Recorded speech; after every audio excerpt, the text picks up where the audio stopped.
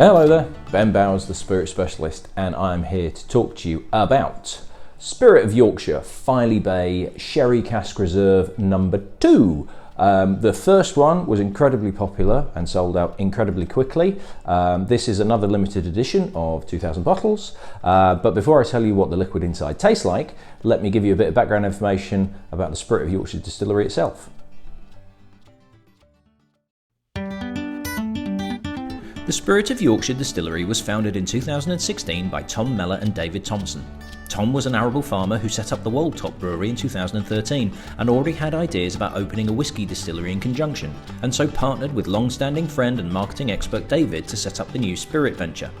The barley used for both beer and whisky production is grown on Tom's own fields, with milling, mashing and fermentation taking place at the brewery 4.5 miles away from the distillery itself. If the distillery was in Scotland, this would not be allowed due to Scotch Whisky Association regulations.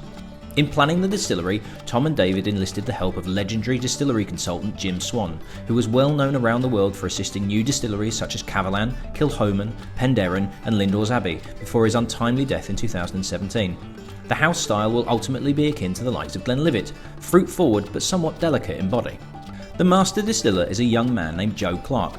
Joe's first job in the whisky industry was as a part-timer in the York branch of the whisky shop, at that time managed by none other than yours truly. His passion and enthusiasm was obvious from the very start, and he has worked tirelessly to ensure the early spirit releases from the distillery, under the brand name of Filey Bay, are of the highest quality. However, as is a legal requirement whenever I discuss Joe, I am obliged to show you this picture of Joe with our good friend Ollie Chilton of the Whisky Exchange during a trip to Islay. Feel free to ask him about the long hair, it's quite the story. In addition to 2 copper pot stills, a directional arm can connect to a 4-plate column still, which enables them to play around with reflux and redistillation. Maturation takes place principally in first fill ex-bourbon casks from Old Forester, although plenty of experimentation has been done with other cask types and finishing. Indeed, the current core range features a finish using Muscatel wine casks and an STR ex-Rioja cask finish.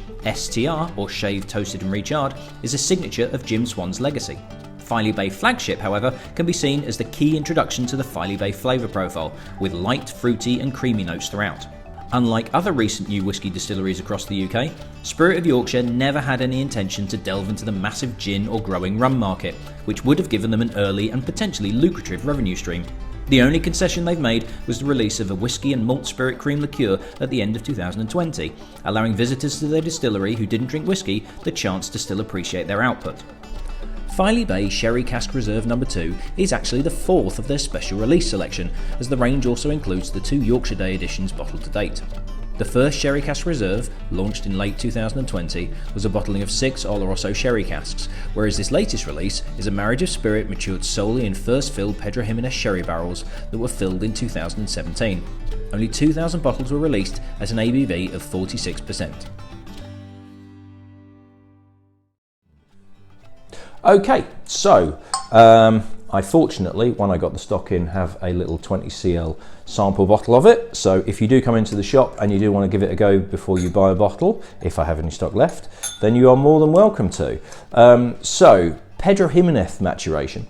The Sherry Cask Reserves, as with the Yorkshire Day as well, are kind of showing how Spirit of Yorkshire, Joe in particular, is able to take their spirit, their new make spirit, and kind of send it in a different direction. Their house style is the flagship, and the various finishes that have come from that, which is that bourbon maturation, so ex-bourbon casks, light, creamy, citrusy, fresh. Whereas the Sherry Cask Reserve, as well as the Yorkshire Day, show how sherry casks can really take that new make base spirit into a completely different direction and still work brilliantly.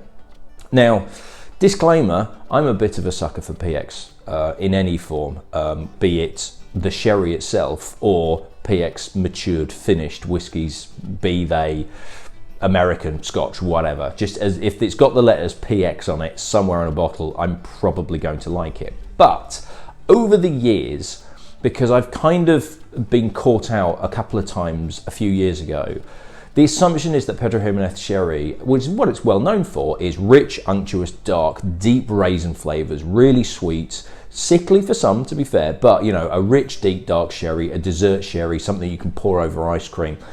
But PX can also actually be quite dry.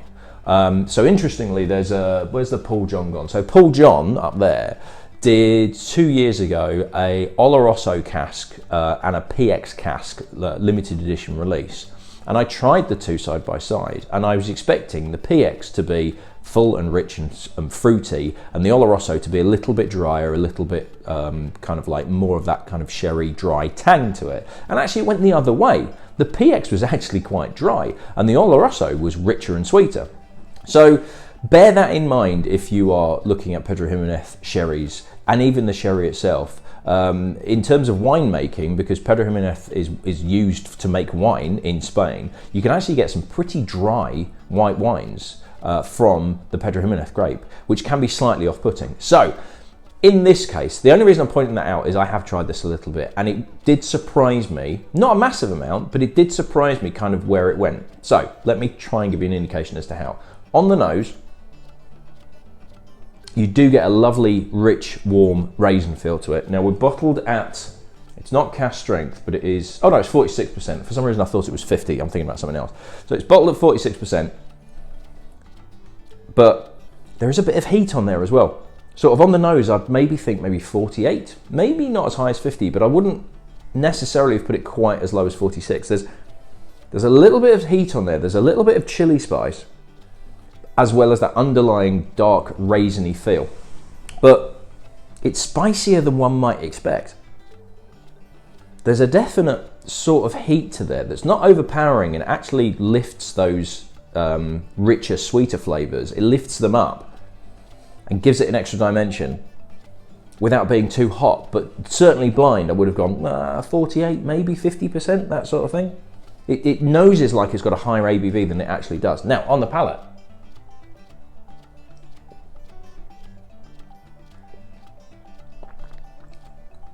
there's a nice, rich, almost unctuous mouthfeel. And again, that concentrated raisin feel, very much raisins as opposed to sultanas, is there on the palate initially. But you get about halfway through, and then this heat, the heat that's on the nose, this peppery, spicy, not quite chili, not quite black pepper, but there is a spiciness that comes through halfway through the palate, and actually then leads to the finish. And that's what catches me off guard. That's what surprised me. But actually, it sort of needs it. Because as much as I love PX finished whiskies or PX matured whiskies completely, sometimes that rich, sweet, full fruitiness can almost be a bit too overpowering. You get a very rich whiskey that's quite sweet, that's close to a liqueur, and it doesn't really have anything else. What I do like about this is you've got that pepperiness, that it's slightly chili flakes, slightly cracked black pepper, slightly dry oak, but nothing's overwhelming, nothing's overbearing. It doesn't suck all the moisture out of your mouth. It doesn't become hot. It's just kind of nicely balanced in that you get almost a whiskey of two halves. That first half is sweet, soft, rich, dark fruit. And then about halfway through it evolves and it twists and turns into a nice kind of spicy, and it's that youthful element as well.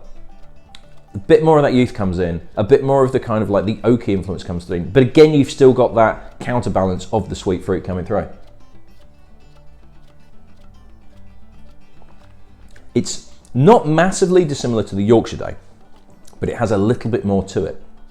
And yet weirdly, so the Yorkshire Day was 55% and didn't really taste like it was 55%. This is 46%, and it's not as fiery as a 55%, but this certainly feels like it's got a higher ABV with that sort of spicy heat element that's in there. It makes it feel like it's a 48-50% whiskey, which is absolutely no bad thing. You might want to add just a touch of water to this, just to temper that heat down a little bit. It might be that heat is maybe a little bit overpowering for you, and that's absolutely understandable. What I like about this, actually, for me, it's about bang on. I tend to, particularly with like American whiskies, rye heavy whiskies that go that real kind of like peppery, spicy chili heat, sometimes a bit overbearing. This is just about balanced, just enough that actually it's very, very pleasant. So if you did want to add water to this, literally a couple of drops. That'll just temper that heat down and allow that fruity flavour. There's a nice nuttiness that comes through as a result of that heat though. It's sort of a combination of dark, concentrated, again, raisins, rich sherry, that PX element is coming through. But then you almost get like a hazelnut, you know, how hazelnuts can be slightly drying. So not pecans, because that's a bit too sweet, but more hazelnuts that have that slight dry edge to it. Hazelnuts, roasted chestnuts might be pushing it a little bit, but certainly a kind of a slightly dry nut in this. Brazil nuts as well. Brazil nuts and hazelnuts really come through. This is very Christmassy.